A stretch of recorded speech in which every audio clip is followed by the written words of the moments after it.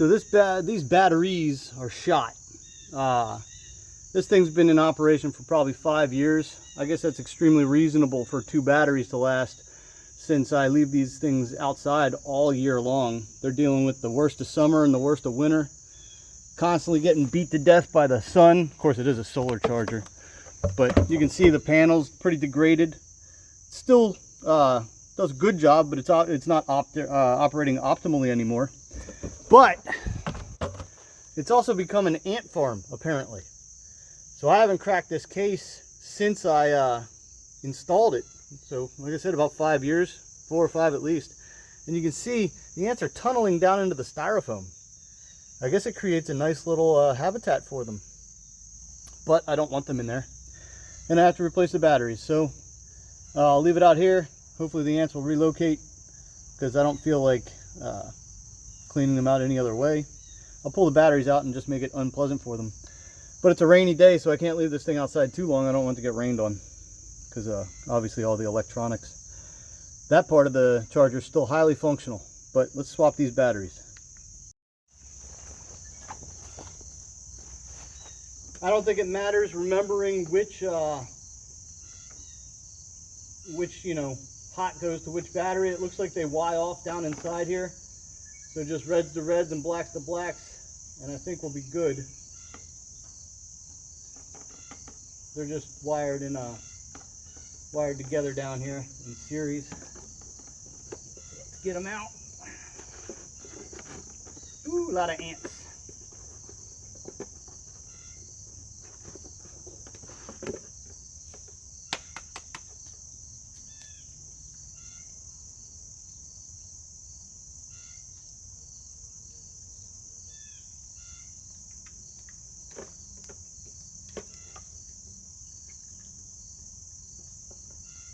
Lots of ants. Need a pair of pliers to pull these other connectors off. But you can see that's how it works. So that one's wired into the electronics. This one was just wired into the other battery. And I have ants all over me. So I guess we're going to have to evict these guys more forcibly.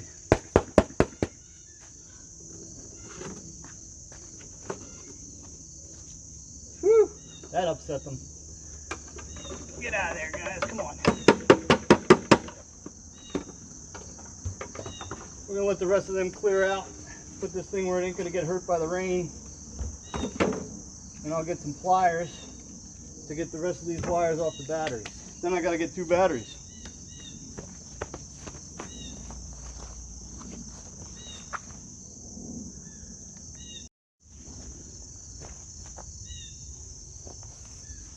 So I don't know if you can see that, don't mind the ants, but I'm just going to use some pliers to pull these other 2 off. I don't want to pull the wire loose with my hands. Man.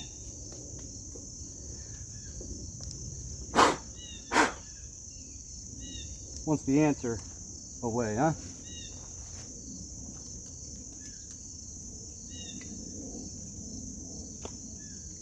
With pliers, they come off pretty easy. And that's that. Do the same thing on this one.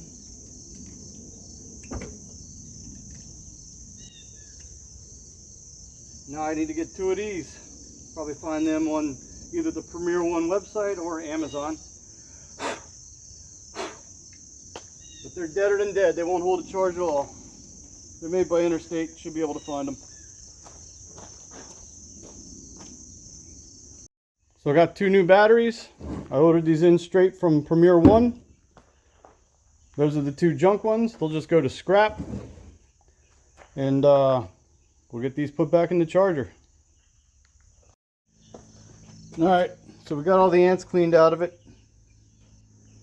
Most of that dirt I'm going to leave, but I did wipe it up quite a bit. Made it look nice again. Cleaned up the panel so that hopefully I get better solar exposure. There was some dust on there, but you can see the plastic film is peeling too. That's what being out in the sun and weather for all these years will do. Like I said, I'm very rough on these chargers, but they're not that expensive and they're well worth it. You know, they cost me probably 20-30 bucks a year in, you know, amortize cost, and you know, for peace of mind of not having my animals get out, totally worth it. So let's get this guy put back together. I believe I've evicted the ants from the foam. So that piece goes in the bottom center, like so. I believe this one was over here. And then this one goes right there. Now let's put the batteries back in, the new batteries, and hook them up. Now let's see if we can get this right on the first try. So this one, so it's all red to red, black to black. This guy goes on here.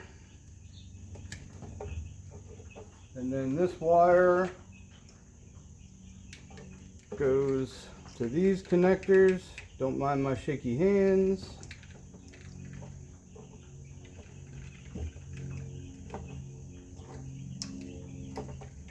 There you go, nice and snug. That drops in there, like so. Woo! All right. Note to self, be careful with the connectors. Obviously you want to be more careful than I was there with the ends of those wires so that they don't touch and arc out and cause a potentially hazardous situation. So don't do that. Hope I didn't just do anything too bad.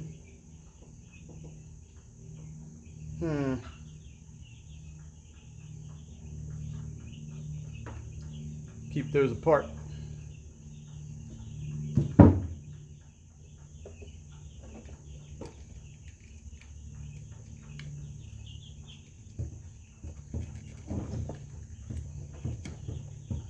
Reminds me of when I was working on a motor and I dropped a wrench across the lugs of a battery and welded the wrench to the lugs. So anyway, don't do what I did there as far as letting those things touch. They got away from me. But we're all wired up. Tuck everything back in.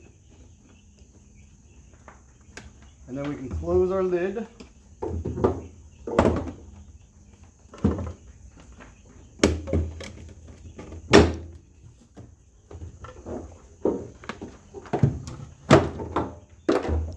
And boom, we got power. I am going to plug this up to let it charge off the wall for a little while before I put it back out in the pasture. That way it has a chance to come fully charged. And we'll hook our screws back up here to put our panel back in place. But that's it. It's all done.